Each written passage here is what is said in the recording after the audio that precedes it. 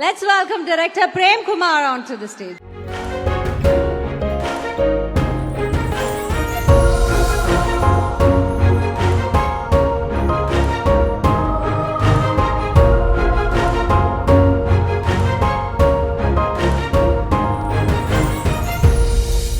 நாம மறந்து போன சில விஷயங்களை அவருடைய திரைக்கதை மூலமா நமக்கு ஞாபகப்படுத்துற ஒருவர். இன்னைக்கு இவ்வளவு எமோஷனலான இந்த மொமெண்ட் குழந்தைங்க நடுவுல இருந்து சார் ஓரிரு வார்த்தைகள் எங்களுக்காக. தேங்க்யூ. அனைவருக்கும் வணக்கம்.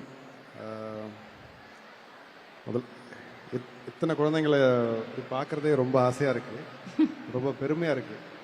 ஏன்னா நான் சின்ன வயசுல வளர்ந்தது என்னோட தெருவோட ஒரு கோடியில் இருந்தது ஒரு அரசு பள்ளி. அதில் படித்த மாணவர்களை நான் பார்த்துருக்கேன், அங்கே கொடுக்கப்படுற சத்துணவை நான் சாப்பிட்ருக்கேன். ஸோ அதனால் அந்த அனுபவம் எனக்கு உண்டு.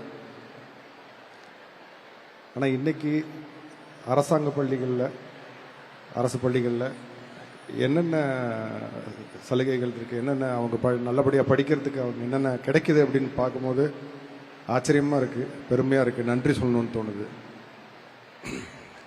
நான் படிக்கிற வயசில் ஒரு முதுமொழி ஒன்று சொல்லுவாங்க, கற்கை நன்றே கற்கை நன்றே பிச்சை புகினும் கற்கை நன்றே அப்படின்னு. பிச்சை எடுத்தாவது படிச்சிடணும் அப்படின்னு சொல்லுவாங்க. ஏன்னா தமிழ்நாடு பகுத்தறிவுக்கு மட்டும் இல்லை, கல்வி அறிவுக்கும் பேர் போன ஒரு மாநிலம். ஸோ கல்வி அவ்வளோ ஒரு கிட்டத்தட்ட தன்மானத்துக்கு இணையாக அதை நம்ம பார்ப்போம்.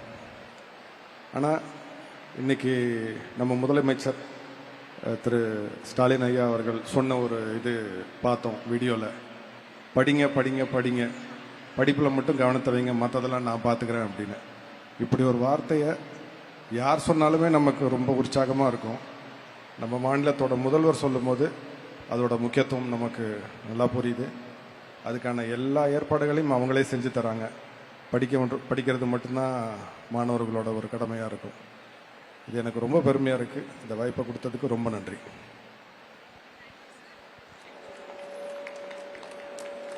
Thank you sir. பட் இவங்க ஒரு ரிக்வெஸ்ட் வச்சிருக்காங்க உங்களுக்கு கிட்ட, அவங்க ஒன்று சொல்லுங்க.